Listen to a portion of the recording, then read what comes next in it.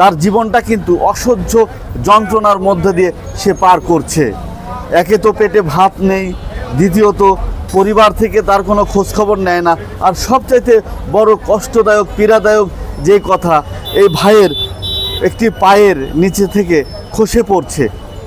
সবসময় অসহ্য যন্ত্রণা ভোগ করতে হচ্ছে এই ফারুক ভাইকে। সে কিছুদিন পূর্বে একটা দুর্ঘটনায় সে তার পায়ের নিচে আঘাতপ্রাপ্ত হয় এবং সেই ক্ষতস্থান চিকিৎসা করাতে না পেরে সেখানে কিন্তু আসলে সংক্রমণ হতে হতে এখন তার পায়ের গোড়ালি পর্যন্ত নেই, খসে পড়েছে। আপনারা দেখতে পাচ্ছেন যে এই পাটি, ভাই একটু বের করে দেখান, এই লুঙ্গিটা একটু তোলেন ভাই। প্রিয় দর্শক, আমরা দেখতে পেলাম যে গোড়ালি কিন্তু এই ফারুক ভাইয়ের নাই।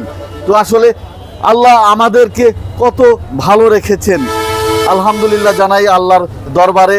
আর প্রিয় দর্শক, এই ভাইটি কত কষ্টে রয়েছে।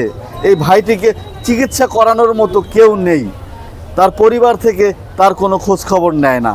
পরে দেখি যে কান্নাকাটি করতেছে, করার পরে আমি আস্তে আস্তে এগিয়ে যাওয়ার পরে দেখি এর পায়ের ওই জায়গা থেকে দুর্গন্ধ বেরোইছে। পরে আমি জিজ্ঞাসা করলাম যে ভাই আপনার এখানে কি হয়েছে?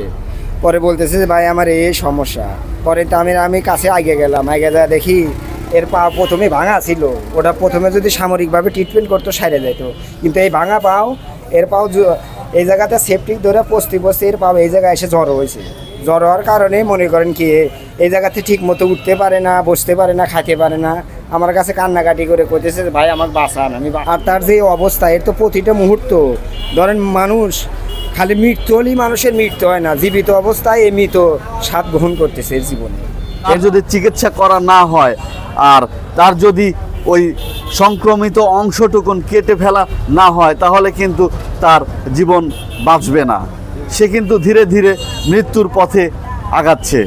তো আমরা ইনশাল্লাহ তার প্রাথমিক চিকিৎসা করানোর চেষ্টা করব এবং উপজেলা নির্বাহী অফিসার এবং আমাদের শাহজাদপুর উপজেলা স্বাস্থ্য ও পরিবার পরিকল্পনা কর্মকর্তা ডক্টর মাসুদ রানার দৃষ্টি আকর্ষণ করছি যে আপনাদের যদি সামর্থ্যে কোনো সহযোগিতা করার সামর্থ্য হয় তাহলে অবশ্যই সহযোগিতা করবেন।